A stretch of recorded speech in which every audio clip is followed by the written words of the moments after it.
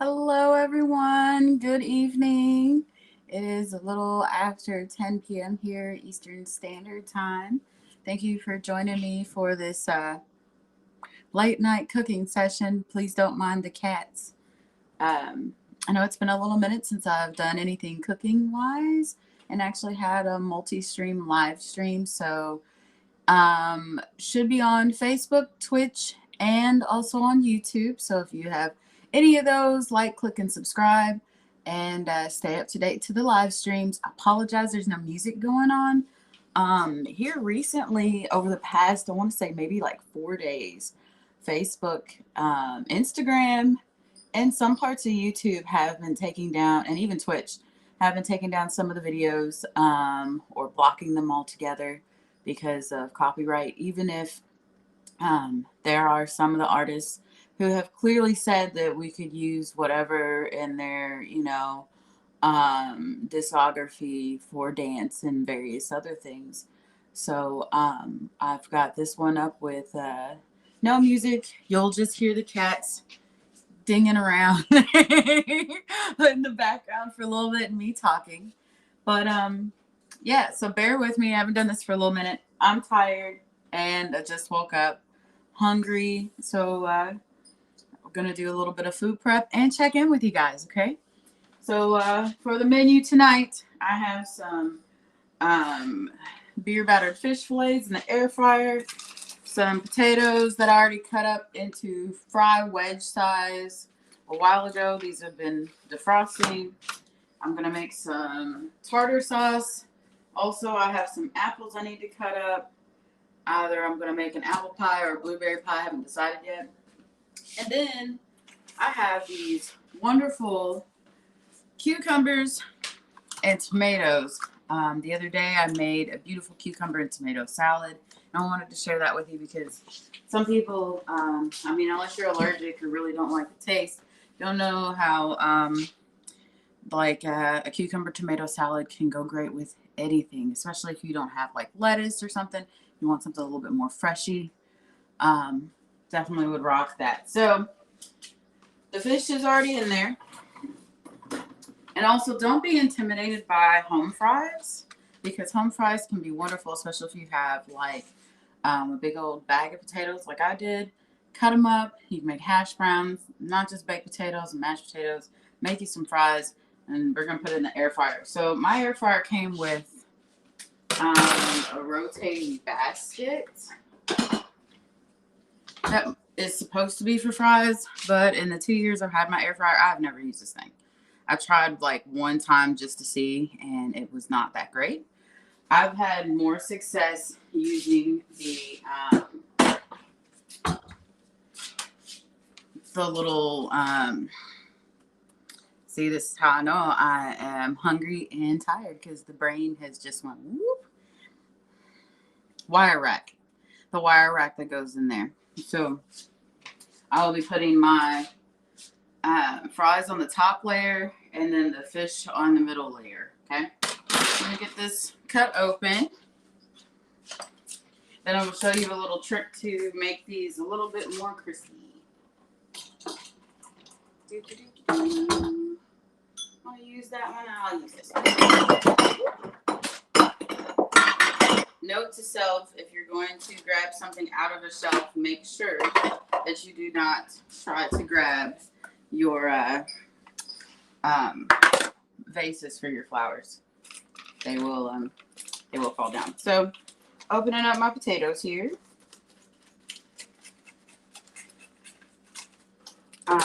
These are not pre-blanched. I know a lot of people like to do blanching, but I just don't give a shit. I don't care. I'm like, I know there's a purpose to them and they're supposed to make them extra crispy and things, but I personally don't care.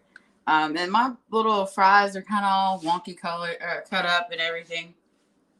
Drain the excess water off. When I froze these, I cut them up, soaked them in a mix of water, salt, a little bit of vinegar, and sesame oil. Drained them out after I'd soaked them for a couple hours. drained them out, put them in the bag, and froze them in the little vacuum seal bag. So now I've got my little fries here. I think I might want a little bit more. A little bit more fries. Okay. Alrighty. And because these were previously frozen, like there's still going to be ice or whatnot, make sure that that is drained. Most people would take like paper towel and pat them dry. I don't have paper towel. So I'm just going to do this. I have my little container. This is sesame oil, not this brand. I have a big container in here. I just like this jar. Put a little bit of sesame oil on the fries. And I run the fries around with that sesame oil. It gives it great flavor. Plus, it helps it not stick to the wire rack as much, especially since I'm taking this straight out of being frozen. A little bit more.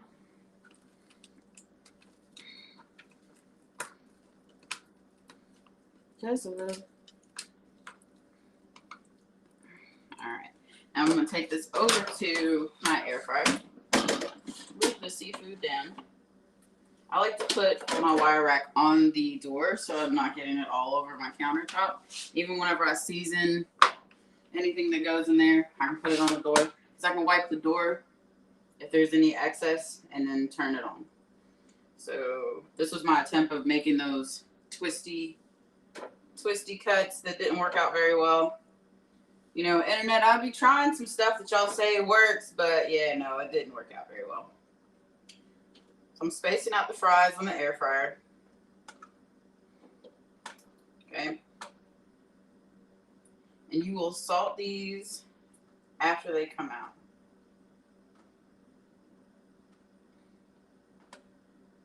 Now, can you do this in a regular convection oven? Yes. Can you do this in a toaster oven? Absolutely. I mean, that's essentially kind of what the air fryer is. It's a toaster oven. All right. Let's see. I think I'm gonna move the fish down a little more again. Put this one in the middle, and get the other wire rack out. I have a little bit more fries left. Actually, let me just put the thick boys on the top here. They were called tornado fries or whatever. It so didn't work out for me. So did not. So if y'all have a better way of making tornado fries from scratch, please drop it in the comments so that I know what the heck's going on, because I followed the online thing and it did not work. Not at all. And I'll be able to check chat in just a few moments.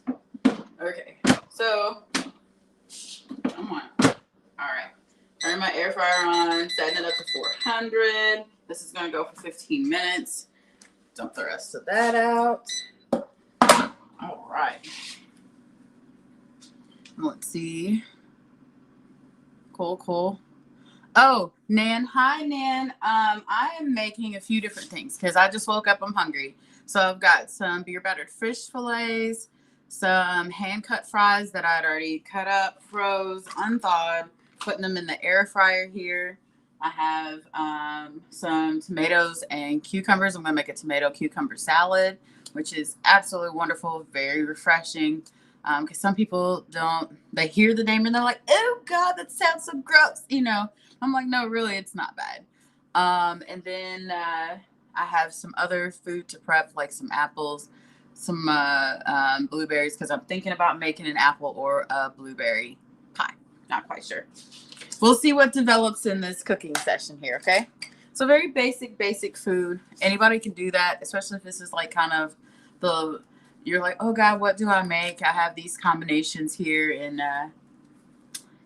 my fridge. Throw it together. Also, I'll be making some homemade tartar sauce, at least what I have available, because I don't have horseradish, but I do have wasabi. So all my Asian friends are going to be like, don't do it that way. But, you know, hey, it's what I got. It's what I'm using right now. And until I go and get some horseradish, it is what it is, okay? Not using sriracha in it.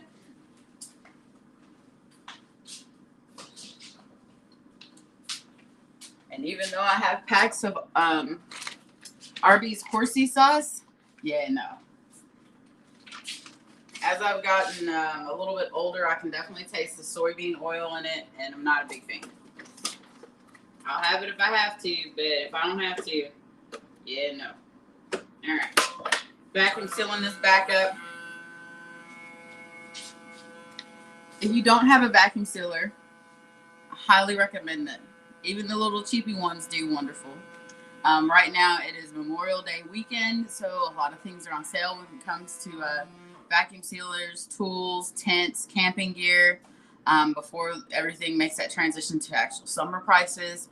Father's Day sometimes can be the good time for tools, but what I've found is tools, kitchen gadgets, things like that, anytime between usually March and now is always a good time to get stuff on sale. Like look at Harbor Freight, look at Bass Pro, Cabela's, look at all your, camping sporting goods stores. Sometimes they come out cheaper than like Walmart. Also your big giant discount resale stores like Big Lots and Ollie's, Ollies, even though Aldi's, Adili, Aldi and Trader Joe's sometimes have these things. You know, you may just want to keep an eye out for it, because you don't have to spend $100. You can spend $40. By all means, rock it out. Like this little vacuum sealer I got at Old Time Pottery, which is a local big old resale store, a few years ago. And I want to say I paid maybe $20 for it. Came with a few bags, but you know, you can always get bags everywhere else. I find it to be really good. All right. Even though it's old and I'm gonna need a new one soon, it's still pretty nice. So let me put these up. All right. So while that's cooking, let's go ahead and get started on this tomato and cucumber salad.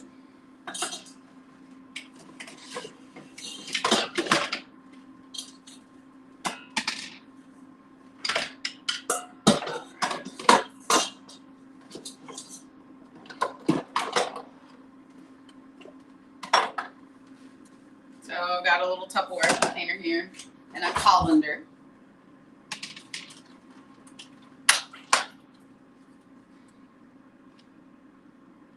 So these are very sweet vine tomatoes. You can get this whole set at Sam's for, I want to say, about $5. Okay. So if you don't have a Sam's, you may have a Costco, one of the other big stores. I like this brand because the tomatoes tend to last pretty well. You don't have to put the tomatoes in the fridge. These are garden vegetables. You can leave them setting out. Same thing with the cucumbers. You don't have to put them in the fridge. The cucumbers were, I want to say, at Sam's, maybe $2 for a pack of 3. All right. And they come individually wrapped, which is super good. I like these cucumbers because the outer skin is not super tough. These are actually very flavorful and not bitter. Whereas sometimes if you get the shorter, darker ones with the thicker skin, they tend to be a little bit bitter. I would say these are English cucumbers, but don't quote me on that because every strain of cucumber in the species is a little different.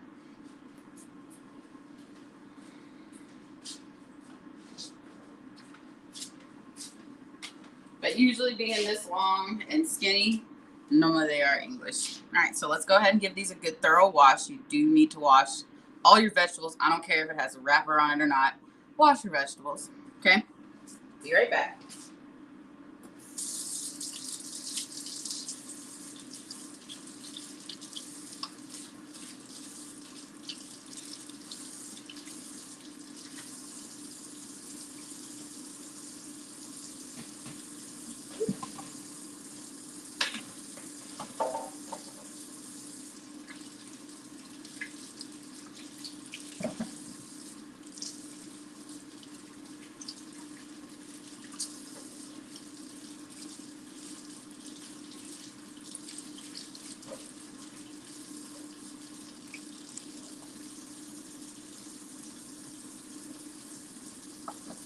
Ah, daggone it.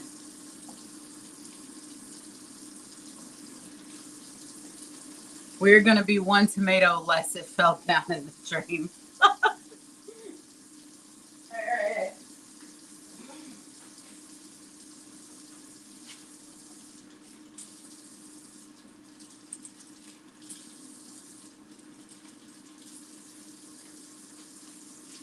Grab another tomato.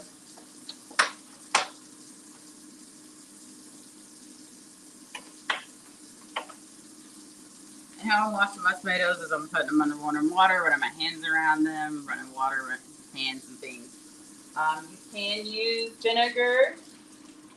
I would highly recommend using vinegar, like a vinegar dip, if you're going to get them individually or whatnot. Or you can use the Fit Wash, whichever you prefer. All right, so we have that. Let's get our cutting board here. A decent knife.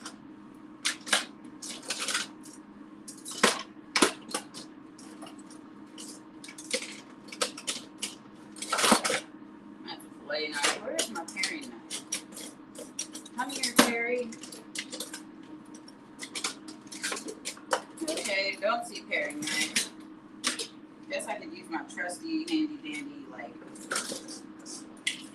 salami knife. Your girl needs new knives. So if y'all want to gift your girl some knives, by all means, or you can drop some donations in the title screen. There was all my pay information. I appreciate it because your girl needs a new knife set. All right. So starting off in the Tupperware here, we're gonna add some stuff. What you will need: wonderful tasting extra virgin olive oil, a little bit of sesame oil. I had a little bit of rosemary yesterday, which I love that flavor. A little bit of garlic powder, some smoked or ground paprika, some sea salt, balsamic vinegar, and here's the kicker. Excuse me, sir, I'm cooking. I cannot play with you with left bear right now. Maple syrup, okay? Just a touch. And if you're fancy like me, some sesame seeds. Okay. So I'm starting off with putting some olive oil bottom of my BPA-free Tupperware thing.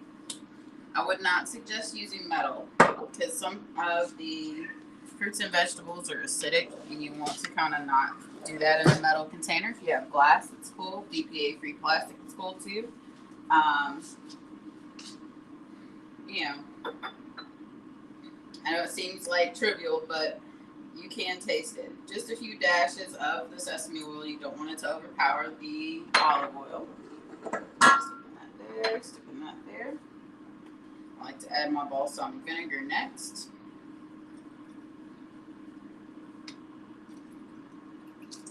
A few shakes. So I want to say this is about 3 tablespoons, okay, of balsamic vinegar. So I'm going to put my rosemary in here because it's dried and store-bought, not the kind that I grow. Dash of garlic powder just because I want a garlic powder today. Just a few sprinkles, not too much. Don't want to make it super garlicky. This is the one time you don't want to make things super garlicky. Some paprika.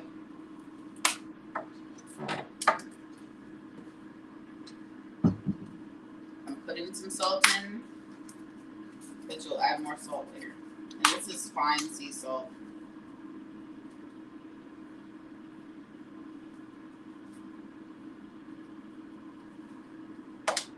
Alright. Some maple syrup. It'll be about 2 tablespoons.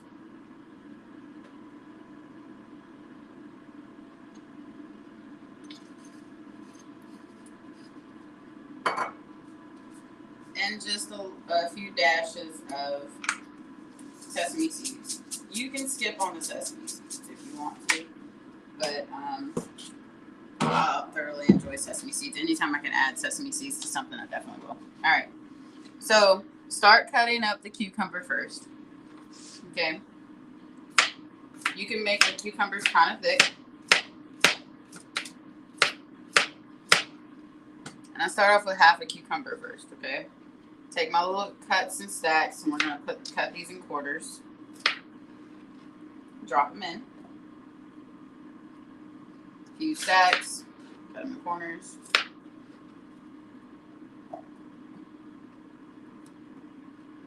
A few more stacks.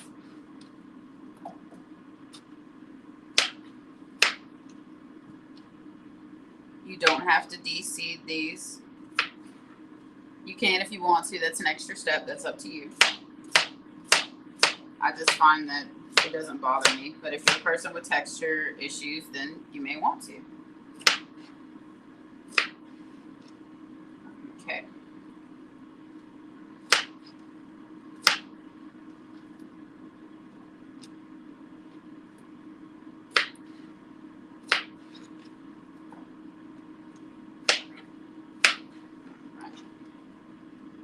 So now I got most of my cucumber cut up. Then we're going to go to the tomatoes, right? You're going to cut these in quarters as well. So start off making your X. And again, usually use a sharp knife. And then cut the little sections in half. However, my good knife apparently is dirty.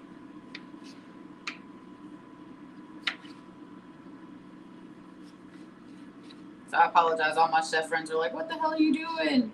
Why are you using that shitty knife? Your girl needs new knives, honey. I need new knives. I've literally cooked so much that some of my good knives have broken after all these years. Okay, so I've got my tomatoes here. I'm turning my knife over, not the blade side, but the underside, and scooping these seeds and all into the container. We're going to do the same thing with the rest of these tomatoes. And why do you not use the blade? Well, obviously you don't want to dull your blade. Okay. If you're ever out camping and things like that, and you need it. It's just something to do. Knives are very versatile tools, not just for cooking. And just learn all the different ways that you can use a knife. Okay. Pokey, cutty, stab. But anytime you kind of do like a sweeping action, you know, turn your knife over and use the back part of the knife. Just that way your blade stays pretty sharp. Okay, so like moving, pushing, and things like that. Turn your knife over.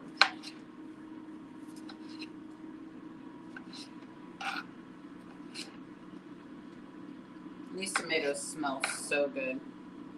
If you ever have a chance to get fresh farm-grown tomatoes, or from a person who has a certain variety, try them. There's all different kinds of varieties of tomatoes out there. Sometimes the ones you get in the store that are cheap are really, really bitter. They haven't been grown in soil. They may be genetically modified, whatever. Okay.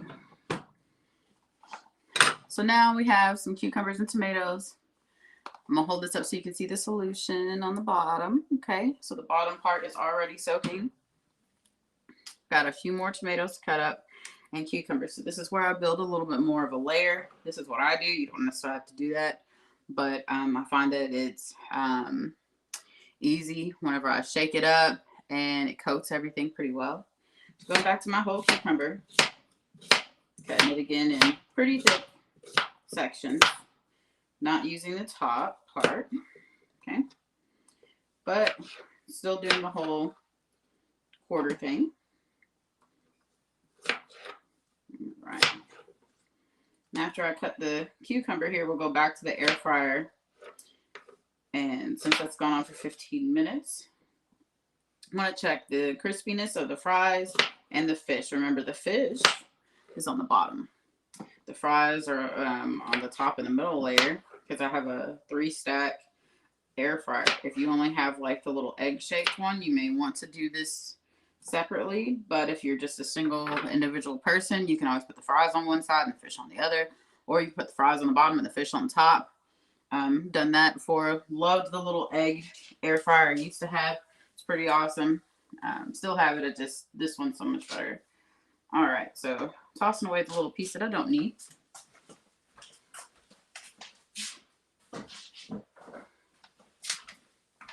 Okay, back over here to the air fryer. Gotta put the little baby chili in here, the extra spicy. All right, now let's see what we got going on. Get you a pair of cheap little tongs. You can use the plasticky ones or the metal ones. I find the little smaller, narrow ones are a little bit better for gripping these things. And, all right, so I'm gonna move these trays around. So my fries are almost done. From some of these were still pretty frozen when I put them in here. My fish looks pretty done. But I'm gonna move my fish to the middle layer. Okay. The fries that were in the middle layer is going to the top. Fries that were on the top is going to the bottom.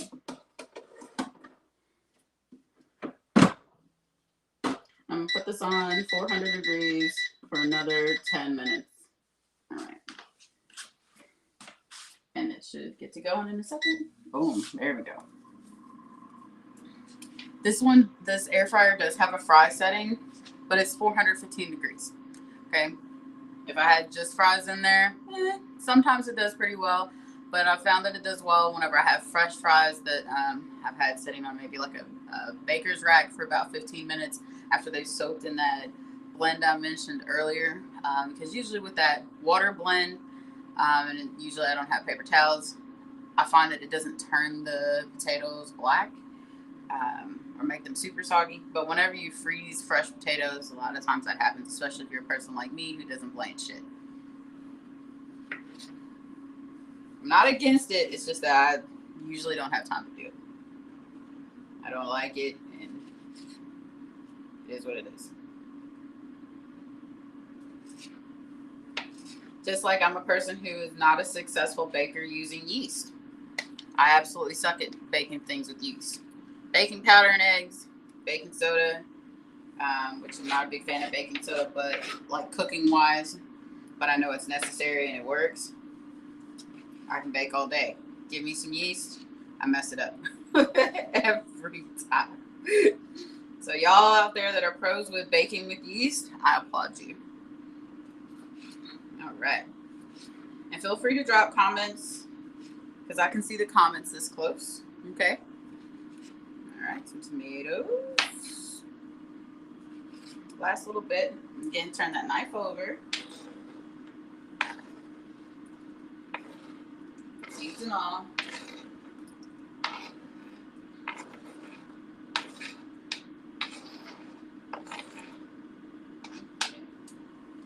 All right.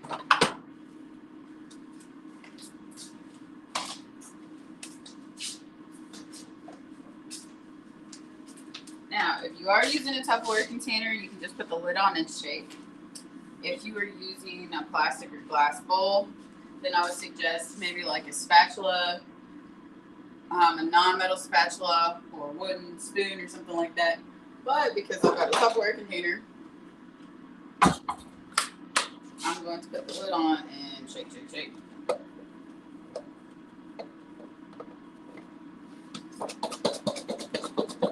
Gently shake and toss, okay? Because you don't want to bruise the tomatoes and the cucumbers. Plus, also, if your Tupperware is not that secure, you want to make sure that nothing leaks out because I didn't push the lid down all the way on this side. And it was getting a little bit everywhere. Told y'all I'm sleepy. But I gotta eat. Brain function is a little.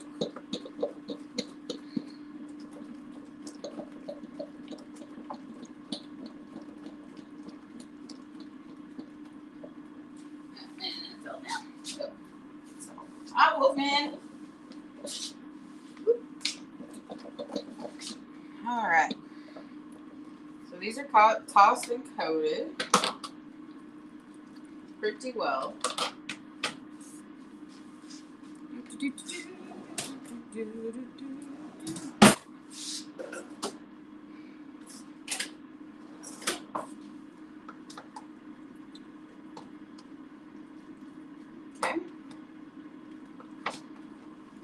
Let's see how that looks. Okay. Pretty cool. Got the herbs in there. Now, if you're a person that likes olives, this is a great time to add some olives, because olives will make it a little bit more, not salty, but savory. Okay. Because remember, we already have just a touch of salt in here. We've got a little bit of sweetness. There's going to be sweetness from the tomatoes and the cucumbers to combat oil. Really cool. But if you like olives, add some olives in here. Or you can add olives at the end. So I'm going to add some mozzarella cheese and some black olives. But let me get this out the way.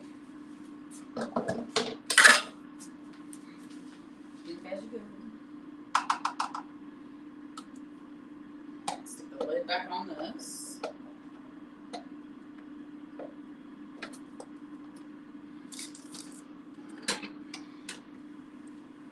Now let's get to making that tartar sauce.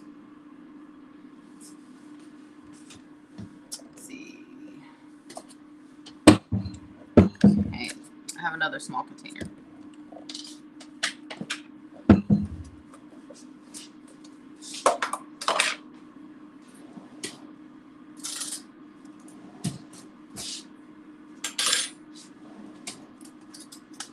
So for this, I am going to use a little bit of metal with these spoons. Start with your mayo. Please use mayo. You can use Miracle Whip, but I find that the saltiness and the savory part of the mayo makes for a heartier tartar sauce, because you'll already have sweetness from the pickle relish, right? Another one bites the dust. Love having kitchen towels. All right. So this was about 4 heaping tablespoons of mayo. I've got some sweet pickle relish here. Adding that in. Just 2. A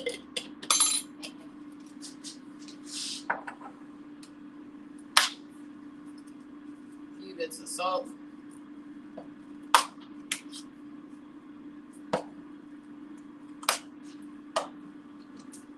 I like black pepper.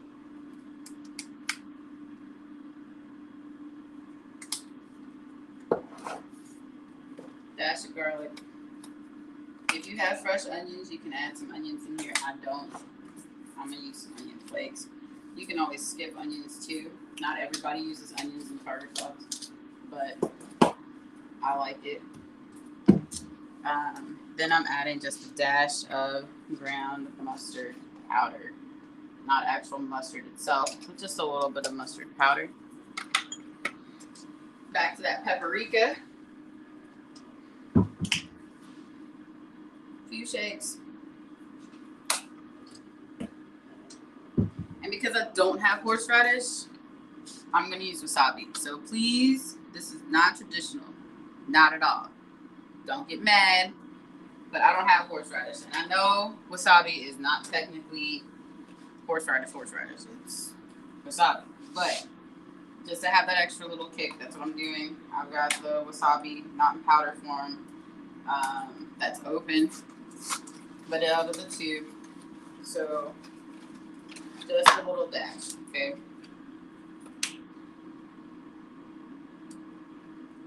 Also, wasabi is gluten-free, so for my gluten-free folks, need something tangy and spicy, flavorful, grab you some wasabi, okay? Boop. Just a little bit. Ah! Yay! Saved by the handle. In the fridge you go. So all my cold stuff going back up.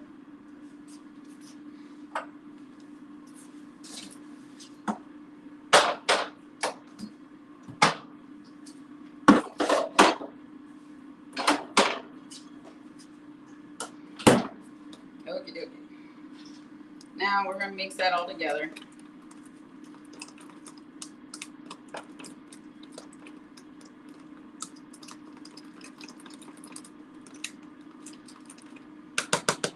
And here's the other thing that you need, besides keep knocking all your kitchen towels down. You need a lemon, okay?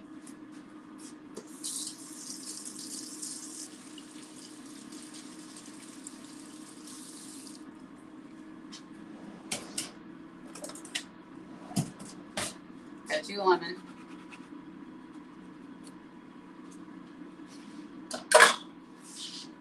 And you can squeeze this over your hands to catch the seeds. The juice will just fall through your hands. If you have like a lemon or lime squeeze, you can use that too.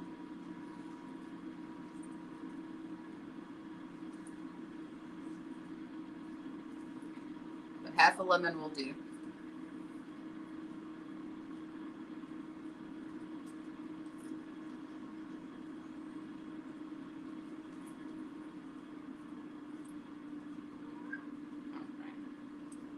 Now with this having lemon juice in it, be mindful not to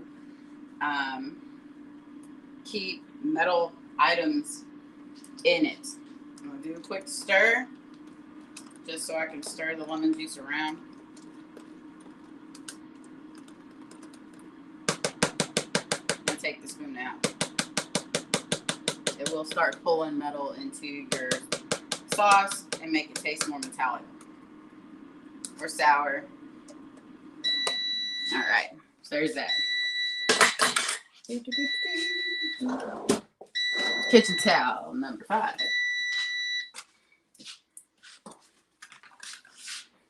Clean it up.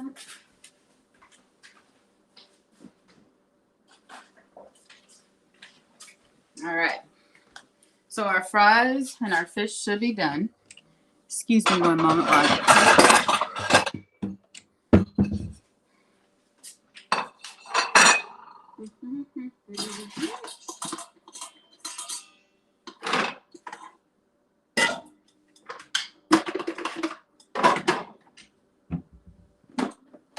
All right, let's see what we got here.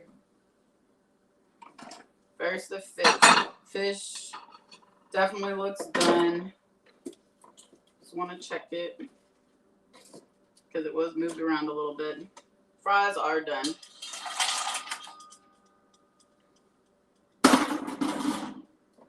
I'll probably put the fish back on for another 5 minutes because I like mine extra crispy. Fries are super crispy here.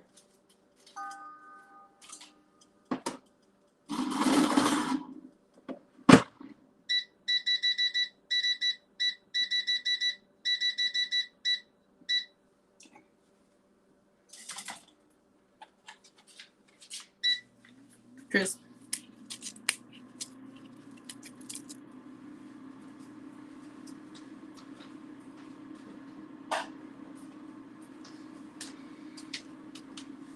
Okay.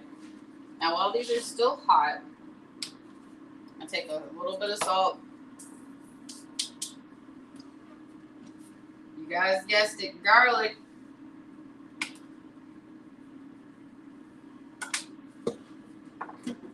Tagine. Because I'm a weirdo. Oregano.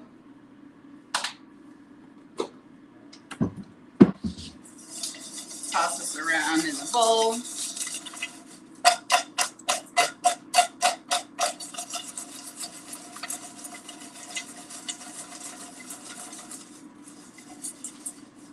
And plate it.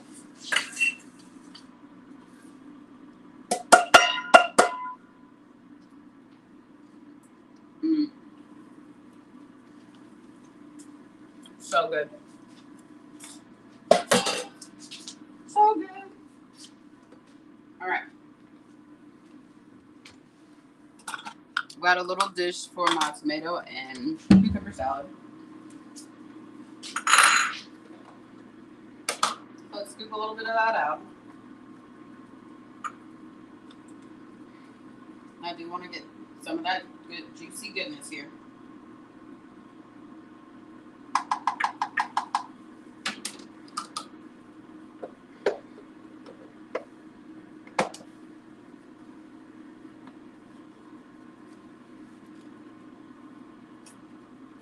find a few black olives.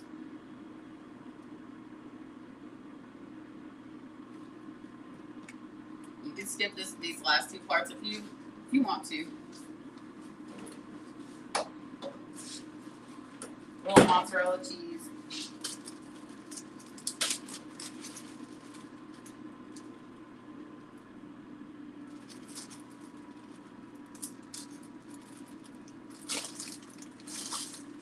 I have the shredded kind. It's always better if you don't have the shredded kind, like you have the little balls. But this is what I got. Right. I'm gonna get my fork ready. Stick this on the plate. Run this around. Now, if you're making this for like guests or whatever, go ahead and put the mozzarella in with the salad. That way all the juices and things like that get all over it. It's amazing. Just wonderful. But again, you can skip the cheese and the olive part if you're not a cheese and olive person. That's up to you.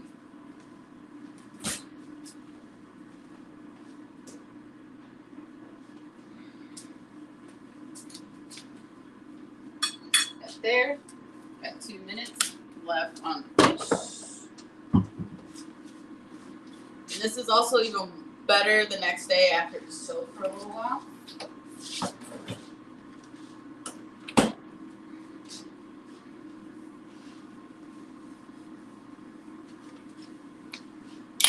Okay.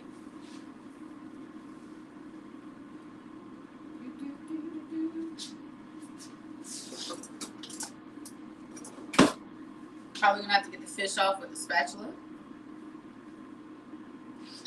Check to see where we're at. Oh, we're boobling and good. So I don't need the extra 2 minutes. So good. Now, if you have like chives and things, you can put that across the fries. That's amazing. If you've never had tagine,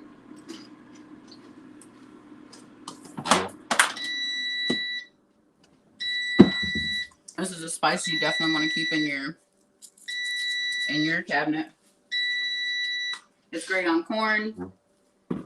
It's great on pineapple. Believe it or not, amazing on fresh pineapple.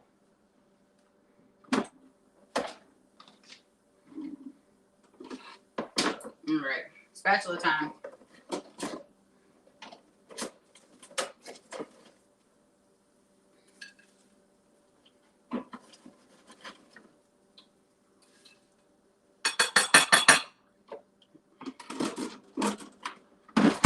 Let that cool down just a little bit, and then I'll put it in the sink.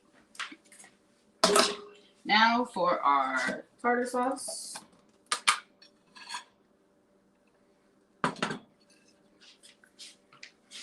On the side for dipping.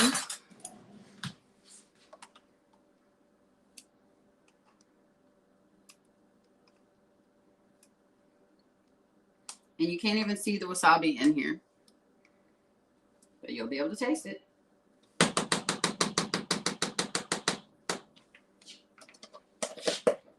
See? Can't see. All right.